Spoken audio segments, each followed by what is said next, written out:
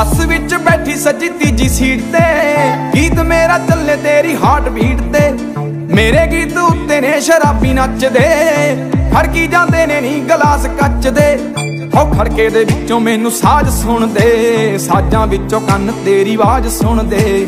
ਤੇਰੀ ਆਵਾਜ਼ ਵਿੱਚੋਂ ਤੇਰਾ ਮੂੰਹ ਦਿਖਦਾ ਨੀ, ਤੇਰੇ ਮੂੰਹ ਨੂੰ ਦੇਖ ਦੇਖ ਕਾਕਾ ਗੀਤ ਲਿਖਦਾ। ਉਹ ਲਿਖਤ ਮੇਰੀ ਦੇ ਵਿੱਚ ਸਿਫਤ ਤੇਰੀ, ਸਿਫਤ ਤੇਰੀ ਤੇ ਹੈ ਗ੍ਰਿਫਤ ਮੇਰੀ।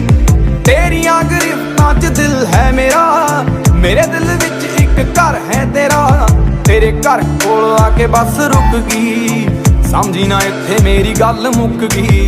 ਜਿੱਥੇ ਮੁੱਕੀ ਉੱਥੋਂ ਚੱਲੂਗੀ ਰਿਪੀਟ ਤੇ, ਨੀ ਤੇਰੀ ਹਾਂ ਨਾ ਦਾ ਫਰਕ ਨਹੀਂ ਪੈਂਦਾ ਢੀਠ ਤੇ।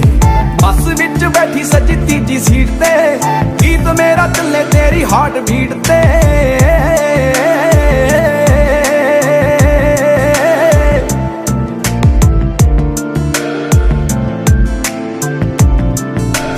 This is Zero Sound. ਧੁੱਪ ਜਦੋਂ ਤੇਰੇ ਚਿਹਰੇ ਉੱਤੇ ਬੈਠਦੀ, ਚਿਹਰਾ ਤੇਰਾ ਜਾਂਦਾ ਮੇਰੀ ਰੂਹ 'ਚ ਬੈਠਦਾ।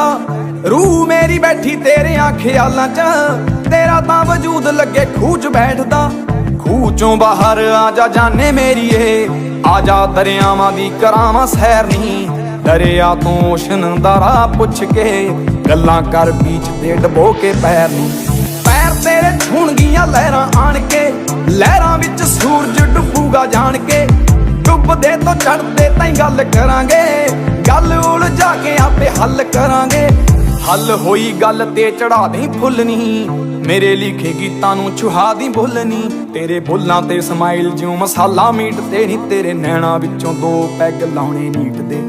ਨਾਲ ਮੇਰੇ ਬਹਿ ਜੀ ਉਦੋਂ ਖੱਬੀ ਸੀਟ ਤੇ, ਉਦੋਂ ਵੀ ਚੱਲੂਗਾ ਗੀਤ ਹਾਰਟ ਬੀਟ ਤੇ।